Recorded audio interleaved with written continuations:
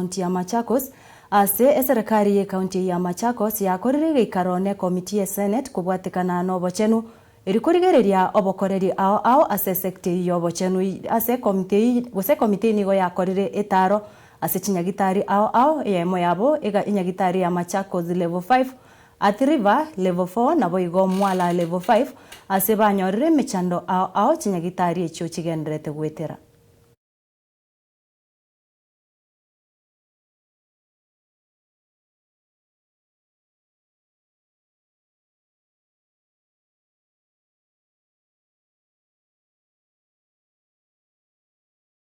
We have visited almost 3 host facilities. One in Athi River, which is Athi River level 4 hospital. Secondly, we have gone to Mala health facility, which is level 4. The thirdly is the one we are in now, that is referral hospital. So far, there are so many challenges, but I have realized that most of the efforts is being done in the referral hospital. They have neglected the county hospitals, sub-county hospitals. That is Athi River, which we have visited, and Mala.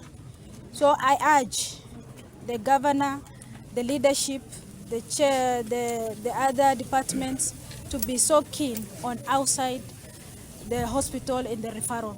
In fact, if you want to go to maybe dispensary, it might be even worse. Ile changamoto ilipo kidogo haswa ni ya madawa. Pale kwa madawa unapata record keeping inakanganyana kidogo. Kwa hivyo tungehimiza waweze kuensure zile system za stocks na kila kitu ziko up to date, na pia wagonjwa waache kuambiwa wanunue dawa nje. Kwa sababu hizo dawa tumeweza kuuliza pharmacist ambaye ako in charge ya county na anasema zile dawa zipo.